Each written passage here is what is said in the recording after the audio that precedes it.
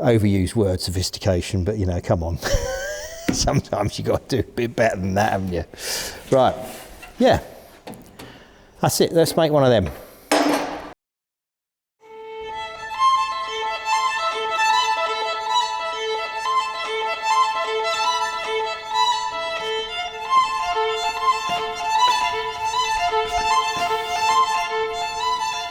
We're getting deeper into this now, this sill area. So simulate the strengthener boxing plate, and then we were working on this area, weren't we? We were you know, doing this with this shape, this detail. But now we're into this area here, which I did say it was very peppered, and I thought we should, you know, get this off.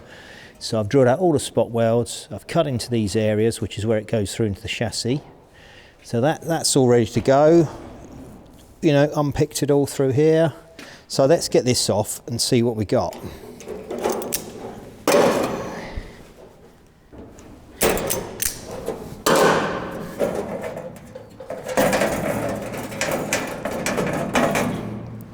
There we are. So you've got no paint in here, but you wouldn't expect to see paint inside something like this, you know, not of that era. They weren't into rust protection. It wasn't really a thing. But, you know, it actually isn't too bad. I think that's quite encouraging, you know, for something that's got no paint whatsoever, over 50 years old. I think that's going good. That's going good, I think. So, yeah, it's you know, it's no more than you'd expect. So that's come off. And then we look inside here, and I think it does look pretty good. So these are our chassis ends. This tube is what carries the battery cable and the other wiring from front to rear of the car. And they say, so this makes your box section up effectively here. But you know, that's not bad really. I think that's pretty good. You know, that you know, you expect to see that pretty grim, wouldn't you, in here normally? But it's remarkably good. So that's all right. So yeah, that is a good thing. That's a good thing. So if I get a torch in here, and we can sort of see it a bit better, there's not too much glare on it, you'll see. Yeah, I think that looks good. I think that looks pretty good, doesn't it? And if we go down into look inside these chassis rails themselves, inside these box section tubes, I mean, that is remarkable, I think. You know, that's that good. I mean, that is, you know, you don't need to worry about that, would you? I mean, if you was constructing this new, it would look like that, the inside of these tubes when you bought them in, wouldn't it? So I think that's good. So we just clean this up a bit. I will paint this area before I enclose it again, to protect it. You know, just because they didn't doesn't mean I have to follow suit, does it? You know, that'd be the right thing to do. So I'm quite pleased with that. I think that's quite good. So we had to start making some stuff, which is one of these. So a new one of these needs to be made. And we got these little details on here we have to think about. Now these seem to correspond with some drain holes. I don't know how much they were expecting to get, you know, water ingress into here, but they obviously took on board that it could happen. So they've drilled some little holes here, and they made these lovely little sort of guards up. The idea is to deflect any sort of muck from underneath the car as it goes along. So I thought that was quite nice. You know, so we'll repeat those. So that's it. So that's that bit. And if we have a look on the bench, we'll have a look at the new one I've made. So here we are. Here's the new one. So this is what carries the fuel injection pipes. You have copper pipes through here. Now, normally this piece is just welded onto that, and I didn't like that. I think that's a bit of a silly idea because you can't get to it for any servicing or whatever. You just, you know, it just didn't seem to be a nice way of doing it. So I've made these brackets up to hold it on. And these go over the top of this. So, you know, this could all be deleted quite easily in the future if someone said, oh no, that's not how we want it. We want to actually weld it on like they did. Well, I made it so it's very reversible. But, you know, I don't think we will need to. And then, of course, here's our little scoops or deflectors to match the original. So that looks quite good. And then these things are held on internally. I made these little boxes up, which have a little captive nut in, a little square plate so that, you know, so you can move it around and line it up. So if I loosen one off, you'll see what I mean. It has a see, you've got a little square bit inside. I mean, you can't see the square bit, but you can see the idea is that you can move it around a bit to line it up. So if you wanted to get it, you know, you're not if you weld it in, you can only get it in one position, can't you? So, and then that sort of clips into there. I'd have to loosen them all off to do that. Let's get these all loose and then we can see. So there we go.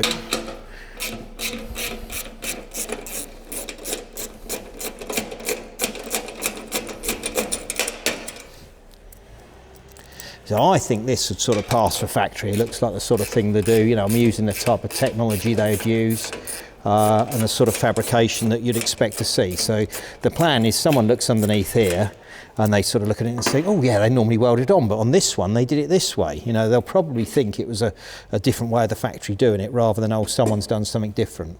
So there we go, you see the idea? So that clips into here, that just clips in there, retained there, and then that would do up in there. So you see, so you can line it up and get it where you want it.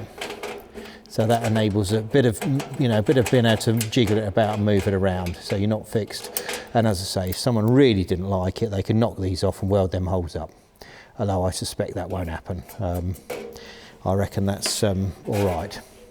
So that's that. Let's take this bit off and have a look at the rest of it.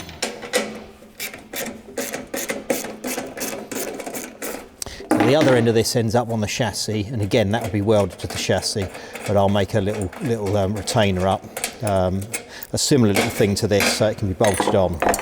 So there we are, that's that, which I think looks all right. Quite pleased with that. And then there's our internals, so it's only got these little tangs on it. There's our drains, much like they did, and that's where our chassis ends will come.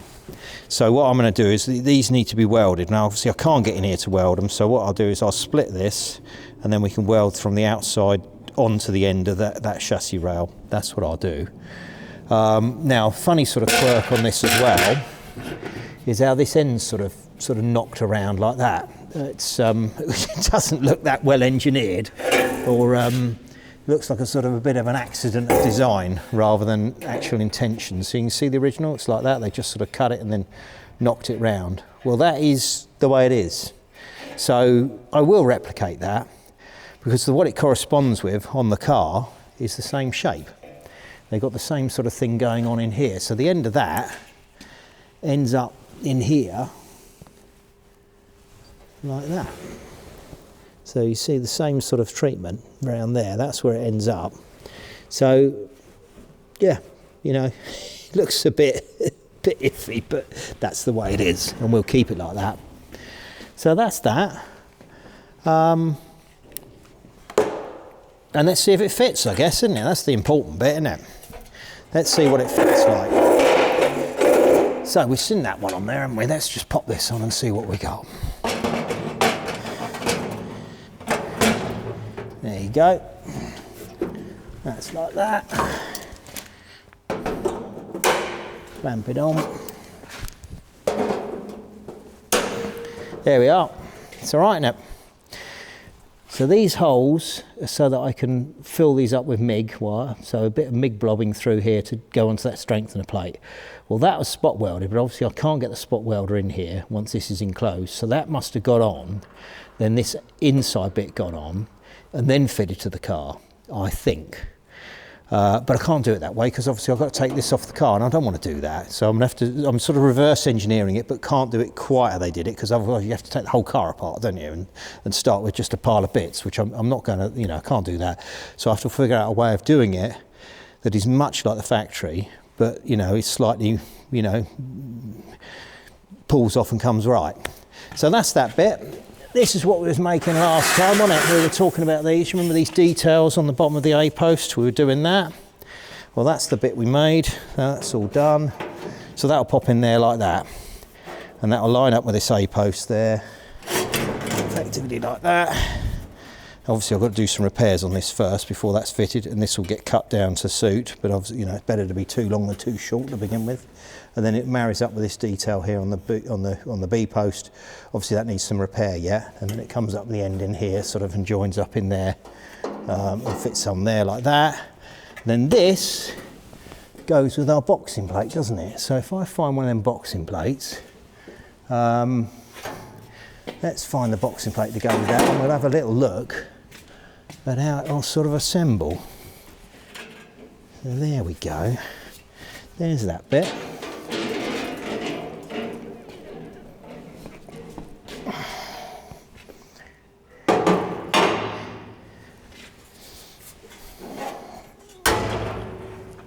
So the idea on this is this pops up in there like that, doesn't it?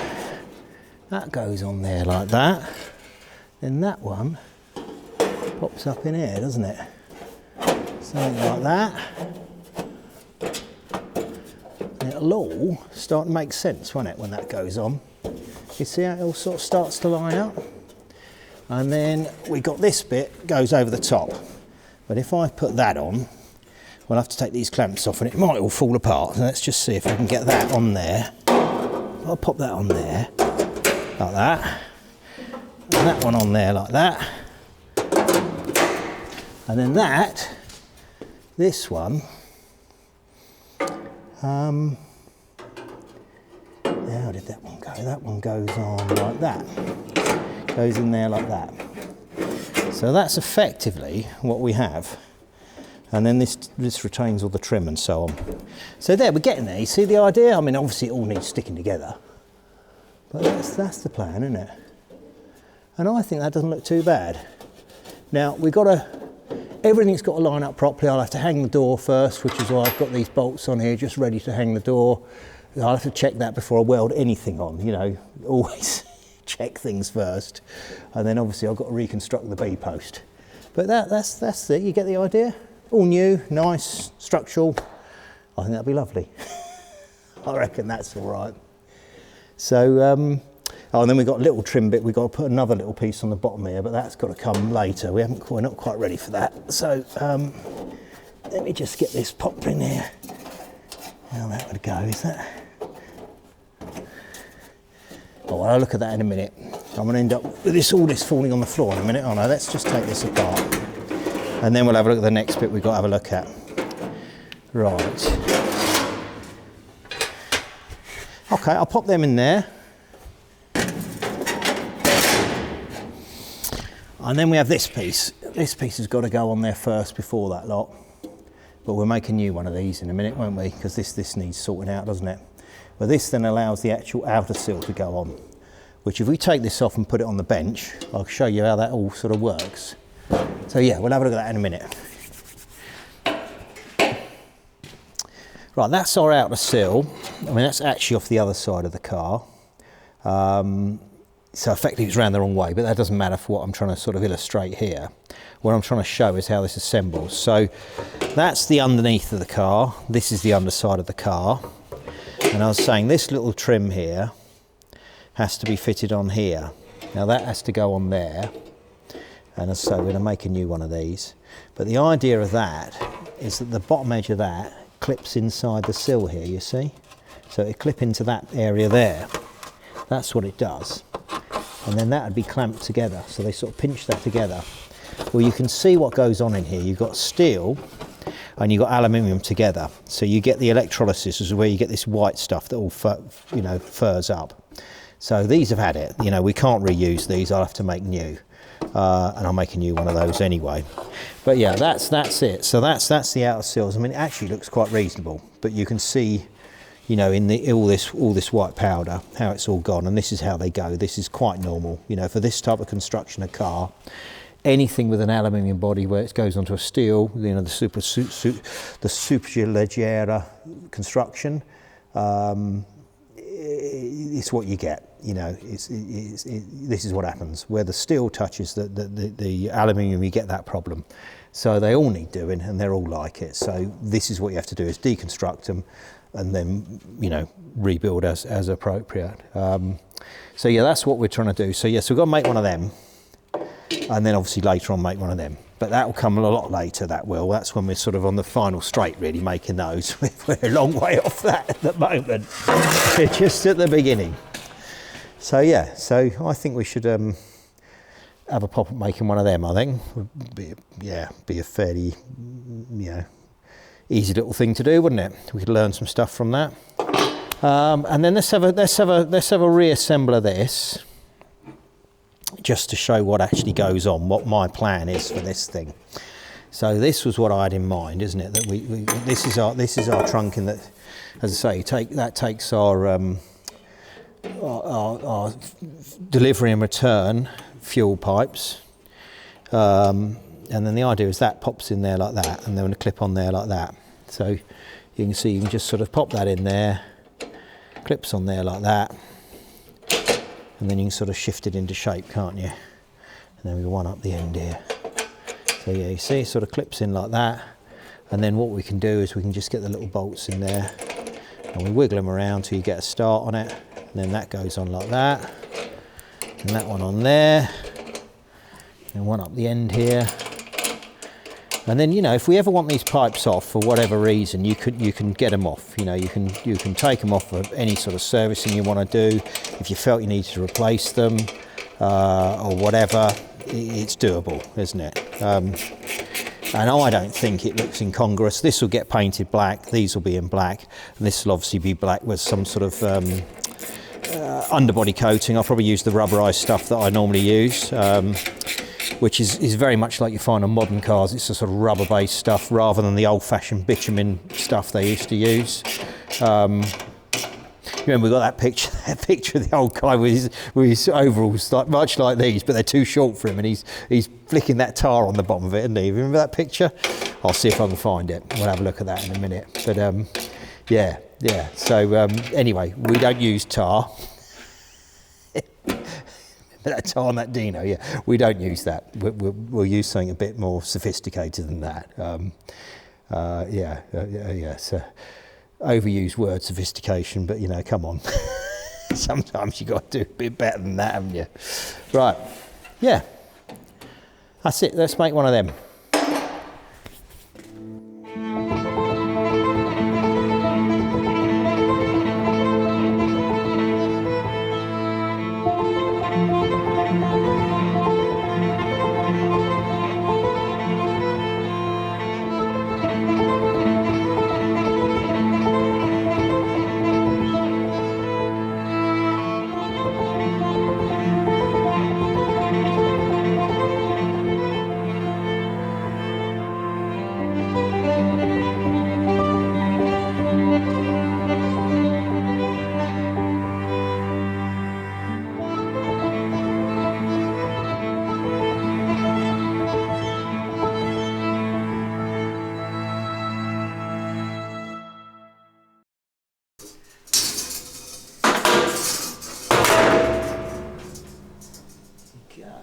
Done.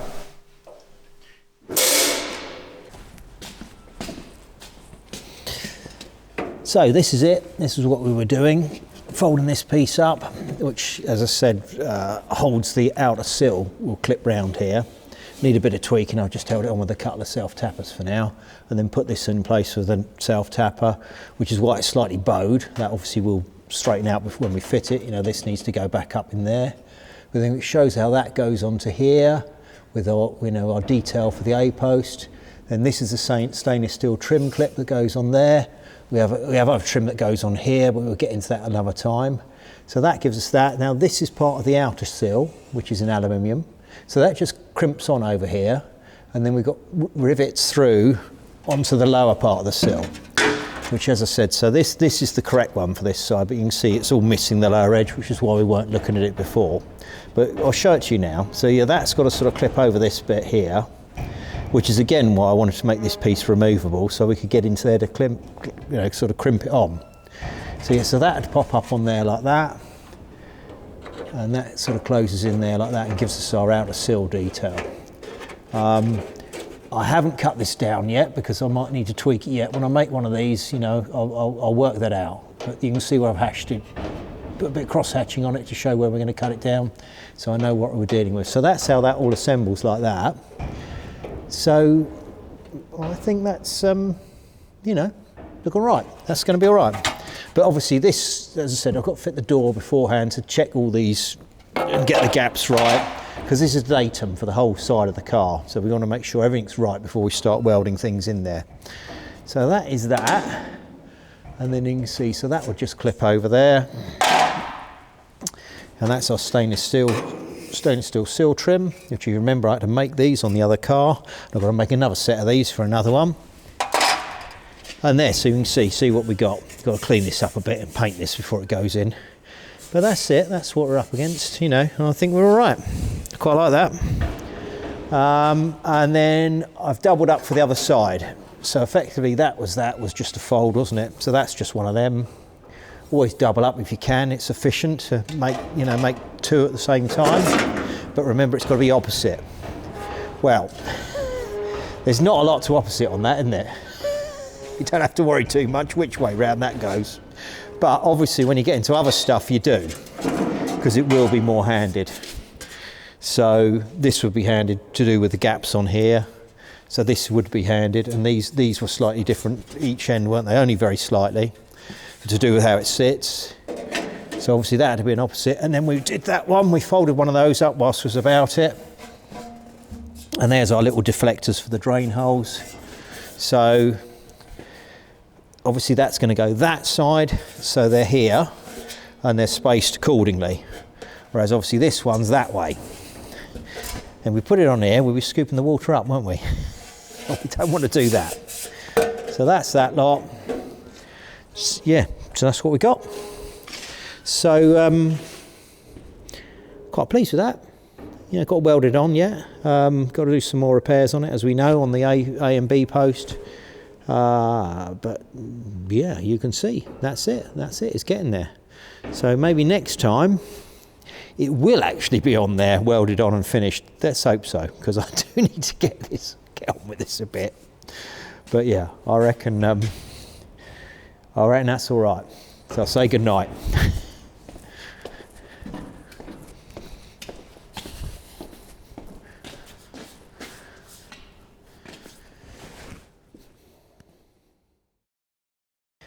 So here we have the Mistral chassis at Maserati on their jig whilst they're making it, and you can see this sill section that we're doing. And remember I was saying that I think that was sort of assembled and then put onto this jig, so I think that's how they did it. That would have been done that way. And then this is the sort of jig that shows where the to get that piece on the back, you know, where it goes over the back axle. And remember we were pulling it here, weren't we?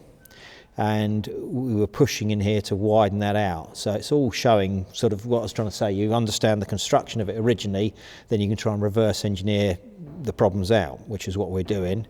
And here's the chap with his pot of tar and his slightly too short overalls. So yeah, it's they obviously were dosing that up with a bit of old tar. So maybe it's tradition to use tar on these Italian cars. So I don't know. And Uncle Giuseppe here with his making up his bits of trim like we made before. So yeah, it's good. I'd love to see, you know, these photos are printed in this old copy of Road and Track. There must be more photos. I'd love to see the rest of them.